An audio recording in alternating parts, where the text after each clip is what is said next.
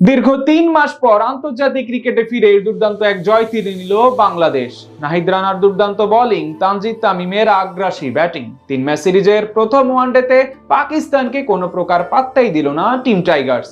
ঘরের মাঠে কোনো দিক থেকেই ছাড় দেয়নি পাক ক্রিকেটারদের। প্রথমে বল হাতে একাই নাস্তানাবুদ করেন নাহিদ রানা, এরপরে তামিম খেলেন দায়িত্বশীল ইনিংস। পাকিস্তানের বিপক্ষে টাইগারদের এমন জয় নিয়ে বাকিটা জানবো রিপোর্টে। শুধু গতি দিতেই জানে, আর কিছুই পারে না, এমন কত কথাই তো হয় নাহিদ রানাকে নিয়ে। কিন্তু রানা আজ যা করলেন তা দেখে নিন্দুকরা চুপ করা ছাড়া আর হয়তো কিছুই করতে পারবে না। যে পাকিস্তানকে বলা হয় পেস বোলারদের স্বর্গ, প্রতি বছর কারিকারি পেসার প্রডিউস করে বিশ্ব ক্রিকেটে, তারাই আজ এক বাংলাদেশি পেসারের কাছে নাস্তানাবুদ হয়ে গেলেন। মিরপুরের চিরচেনা স্পিন পিচে আজ পেসার হয়ে রীতিমতো তাণ্ডব চালালেন রানা। দীর্ঘ ৩ মাস পর আন্তর্জাতিক ক্রিকেট খেলতে নেমে মিরপুরে আজ টস জিতে আগে বল করার সিদ্ধান্ত নেয় বাংলাদেশ ক্রিকেট দল। বিপরীতে একাদশে ৪ জন নতুন ক্রিকেটার নিয়ে ব্যাট করতে নেমে শুরুটা ভালোই করেছিল সফরকারী পাকিস্তান। দুই অভিষিক্ত ওপেনার সাহিবজাদা ফারহান এবং তরুণ মাজ সাদাকাত শুরু থেকে দেখে শুনে সামলাতে থাকেন টাইগার বোলারদের। প্রথম ৯ ওভার পর্যন্ত কোনো উইকেট তুলতে পারেনি বাংলাদেশ ক্রিকেট দল। ইনিংসের ৯ম ওভারে প্রথম বল করতে আসেন নাহিদ রানা। প্রথম বলেই ভীতি ধরান ব্যাটার ফারহানের মনে। এরপর একটি বাউন্ডারি হজম করলো। ওভারের শেষ বলে তার অফ স্টাম্পের বাইরের কিছুটা প্রশস্ত ডেলিভারি অফ সাইডে খেলতে গিয়ে পয়েন্টে আফিফ হোসেনের হাতে ক্যাচ দিয়ে বিদায় নেন ৩৮ বলে ২৭ রানের ইনিংস খেলা সাহিবজাদা। প্রথম ১০ ওভারে ওই এক উইকেট হারিয়ে ৪১ রান তোলে পাকিস্তান ক্রিকেট দল। ১১তম ওভারে মিরাজের বলে উড়িয়ে মারতে গিয়ে ক্যাচ তুলে দিল শ্যামল হোসাইনের সেই ক্যাচ তালুবন্দি করতে ব্যর্থ হন তানজিদ তামিম। একবার জীবন পেয়ে অবশ্য বেশি দূর এগাতে পারেননি তিনি। পরের ওভারে নাহিদ রানার বলে পুল শট খেলতে গিয়ে উইকেটের পেছনে ক্যাচ তুলে বিদায় নেন এই ব্যাটার।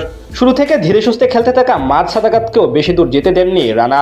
এবার তার বলে বড় শট খেলতে গিয়ে বিপদে পড়েন সাদাকাত। উড়িয়ে মারতে গিয়ে টপ এজ হয়ে সাইফ হাসানের হাতে ক্যাচ দিয়ে আউট হন তিনি। তার কাছ থেকে আসে ২৮ বলে ১৮ রানের ইনিংস। ক্রিজে এসে ভালোই শুরু করেছিলেন অভিজ্ঞ মোহাম্মদ রিজওয়ান। ২-৪ হাঁকিয়ে বড় কিছুর ইঙ্গিত দিল তেমন কিছুই করতে পারেননি নাহিদ রানার বিপক্ষে। তার দুর্দান্ত এক ডেলিভারির সুইংয়ে পরাস্ত হয়ে উইকেটের পেছনে ক্যাচ দিয়ে ফেরত যান মাত্র ১০ রান করে। মাঝে একবার বল করতে এসে হোসাইন তালাতের উইকেট তুলে নেন অধিনায়ক মেহেদী হাসান মিরাজ। তবে এক প্রান্ত থেকে উইকেট নেওয়ার ধারা অব্যাহত রাখেন নাহিদ রানা। ১৮তম ওভারে তার দ্রুত গতির এক ডেলিভারি লেগ সাইডে ঘুরাতে গিয়ে শটম্যানের হাতে ক্যাচ দিয়ে বিদায় নেন সালমান আলী আগা। এরপর নিয়মিত বিরতিতে উইকেট হারাতে থাকে পাকিস্তান ক্রিকেট দল। রানার সাথে যোগ দিয়ে অন্য প্রান্তে মিরাজও উইকেট নিতে থাকলে পুরোপুরি কোণঠাসা হয়ে পড়ে পাকিস্তান ক্রিকেট দল। বাংলাদেশের বিপক্ষে ইতিহাসের সবচেয়ে কম রানের আউট হওয়ার লজ্জায় পড়ার দিকে আগাতে থাকে তারা। সেখান থেকে শেষ দিকে ফাহিম আশরাফ কিছুটা চেষ্টা করেন তাদের মান বাঁচাতে। ২৫তম ওভারে মিরাজকে পরপর ২ বাউন্ডারি মারেন তিনি। শেষ পর্যন্ত ফাহিম আশরাফের ৩৭ রানের ইনিংসে ভর করে ১১৪ রানে অল আউট হয় পাকিস্তান ক্রিকেট দল। মামুলি টার্গেটে জবাব দিতে নেমে শুরু থেকেই আক্রমণাত্মক ছিল টাইগার ২ ওপেনার তানজিদ তামিম এবং সাইফ হাসান। ইনিংসের দ্বিতীয় ওভারে ফাহিম আশরাফকে জোড়া বাউন্ডারি হাঁকান তামিম। সে ওভারে আসে ১৫ রান, তবে বেশি দূর আগাতে পারেনি তাদের জুটি। তৃতীয় ওভারে আফ্রিদির বলে ক্যাচ দিয়ে বিদায় নেন সাইফ। তবে এক প্রান্ত আগলে রেখে তাণ্ডব অব্যাহত রাখেন তামিম। শান্তকে সাথে নিয়ে একের পর এক বাউন্ডারি হাঁকিয়ে সহজে জয়ের বন্দরে নিয়ে যান বাংলাদেশকে। অর্থাৎ জয় দিয়ে সিরিজে ১-০ ব্যবধানে এগিয়ে গেল টিম টাইগার্স।